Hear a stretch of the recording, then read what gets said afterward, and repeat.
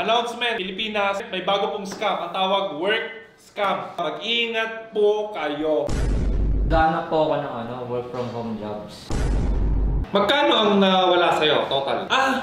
So from 100 pesos, naging 24,000. Kung ginamitan ng computer at internet, ang tawag dyan ay cybercrime. O syndicated estafa. So, ayan na, speaking of the devil.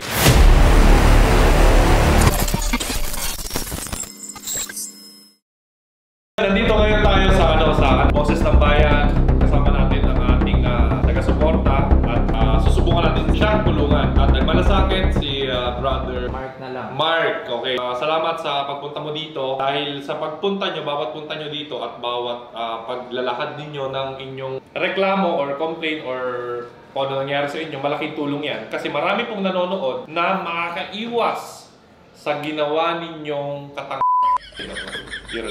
Hindi, marami kasing ganun eh. Tiga saan ka pala muna? Mandaluyong. Mandaluyong lang, malapit lang. May anak, asawa? Single. Kabet? Single. Okay, ilang taon si Mark? 36. 36, okay. Ano ang nangyari sa'yo? Naghahanap po ako ng work from home jobs. Naghahanap ka ng work from home, okay? So, napunta po ako sa Facebook, may nakita po akong link. Link, okay. Bibigay sila ng jobs. Clinic mo yon, Clinic okay. ko. Anong trabaho yan? Macho dancer ba yan? O anong nakita mo doon? Ano? Nagtatype po. Nagtatype. Bago pala tayo magsimula, syempre, ang Boses ng Bayan may layuning ipagtanggol ang ating mga kababayan na hindi kayang iboses ang sarili nila at hindi kayang ipagtanggol ang kanilang mga sarili. Ngayon, dahil po may mga nakakapansin ng ating advokasya, meron pong mga taong gusto ring tumulong. At ngayon, meron na po tayong sariling lawyer.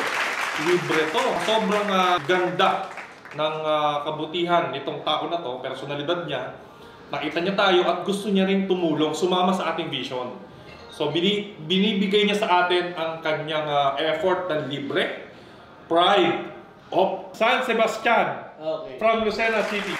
Magandang araw po sa inyo lahat. Ako si Attorney Russell Mircor, Master Plus. Ako po ay natutuwa at dumating si Mark dito sa palatuntunan namin ni Rendon Labrador na boses ng bayan. Thankful din ako, brother, na may makatulad ni Attorney Russell na willing tumulong. Shout out po sa lahat ng tiga Lucena. Dadalaw kami dyan. Tapos San Sebastian. O yun, kung mabibigyan nyo kami ng chance. Shout out sa mga taga San Sebastian at shout out sa lahat ng mga taga Quezon.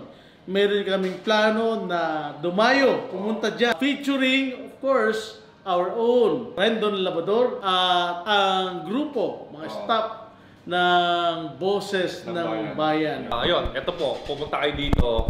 Kung willing kayo, pwede rin naman online soon. Tapos kung kailangan niyo ng consultation, yan, may kasama na tayong lawyer, libre po yan. Okay? Ito po ay advokasya natin para makatulong talaga sa bayan. Katulad ni Mark, titignan natin kung ano yung magandang maipapayo natin sa kanya. Tapos makikipag-trabaho po tayo sa mga tamang government agencies na maaaring makatulong sa mga katulad nito. Anong nangyari sa'yo? Magbibigay sila ng link, tapos magsa-sign in ka doon. Pagka-after mo i-sign yung screenshot, i-send mo sa kanila. Then after send that, parang magbibigay ka 100 pesos for processing. Okay. Then, ibabalik din sa'yo ng tutubo daw ng 120 ng 20 pesos. Magkano ang nawala sa'yo, total? Nasa 24,000 din po. So from 100 pesos, naging 24,000, bakit ko umabot sa ganun? Pero nung una, kumikita ka. Binibigay talaga nila. Para padadamahin ka. Okay.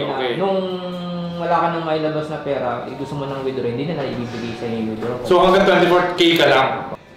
Grabe, attorney. Ano masasabi mo, attorney? Kasi the way I see it, dun sa statement ni Mark, yung ating greed, lahat naman ng tao may greed yan. Parang yun ang hahabulin mo, yun ang pinaka-bait nila para pumasok ka dun sa transaction. And that is, yung lagi natin sinasabi na mag-ingat. Marami dyan, hindi totoo ang sinasabi. And mag-rely lamang tayo sa mga site na reliable. Bago lang sa inyo, huwag na kayong magbabaka sakali. Mahirap talaga pumasok sa mga transactions na too good to be true. Possibility ng crime na nakomit dyan ay Possible crime. cybercrime of syndicated estafa. Ngayon, kung 5 o higit pang tao ang gagawa ng isang kaso na kagaya ng estafa, ang tawag yan ay syndicated estafa. Kung ginamitan ng computer at internet, ang tawag dyan ay cybercrime of syndicated estafa. Ang tawag dito ay work from home scam. So marami po siya, iba-iba. So kinokontak ka nila through WhatsApp, Telegram, no? So may SIM card yun. So yun ang kailangan natin talagang higpitan. Nakikiusap po ako, higpitan po natin yung SIM card registration. Wala, kung hindi natin mahigpitan yan, parami ang mga ganitong gawain. Ang payo ko sa'yo, Basta pag may nanghingi ng pera, huwag na po kayo tumuloy. Tama. Na doon sa, kung trabaho po hanap mo, huwag na po kayo tumuloy na kung hingi kayo ng pera. Grabe rin sila, no? Naghahanap ka ng trabaho, naghahanap ka ng sweldo di ba? Kasi kung pinagnakuhanan, 24K na nakukuha sa'yo, talino, no? kailangan mo magbayad ng 31 Kasi yun yung last task na yun eh. Kailangan para makuha mo daw. Ang talino, no? Buti hindi ka nagbigay. Hindi, mas matalino siya. Oo, kasi hindi na siya nagbigay eh. So, para makuha niya daw yung 24K niya dapat doon sa app, kailangan niya magbayad ng 31K pa. Doon yung last. Yun, wag mo kayo mag-alala sa lahat po ng scam, hindi lang naman po ito. Marami pong ginagawa ang PNP natin at si Captain Sabino at ang buong ACG Department, Anti-Cybercrime Group ng PNP para masolusyonan ito. So, be aware guys. Huwag kayong basta-basta magbigay ng pera. Mag-isip din kayo. Okay, use your coconut, di ba? Minsan. Kasi minsan hindi mo rin maisip eh. Kailangan mo ng trabaho. Sila, magaling mag-psycho. Okay, so yun lang. Thank you so much. Maganda tong episode natin na to.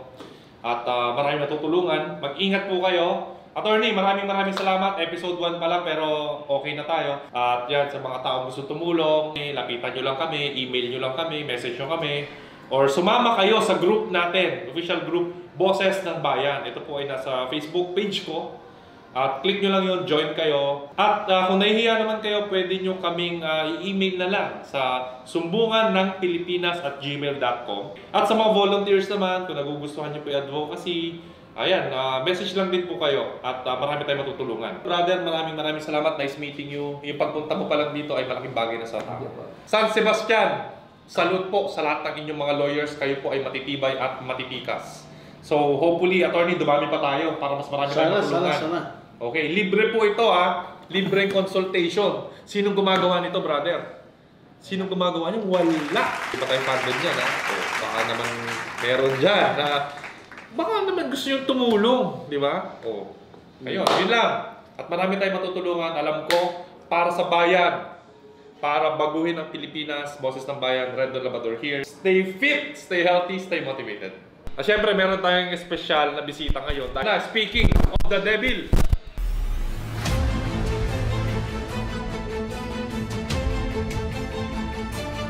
matigas na kasamahan. Okay. Attorney, siyempre, nagbago na ako eh. Di ba? Di ba, ramdam mo, nagbago na tayo eh. Kaya kailangan ko talaga ng gusto ko sabihin eh, brother. Alam mo, yung gusto kong sabihin. Sa mga ganito, kaya kita tinawag, brother. Kailangan ko ng iyong expertise.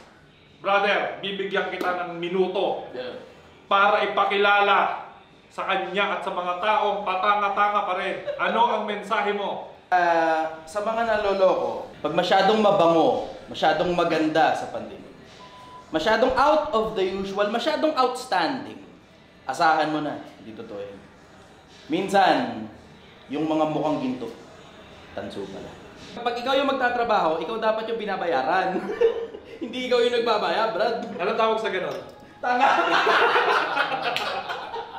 Brother, na-motivate ka ba? Tumalino ka ba?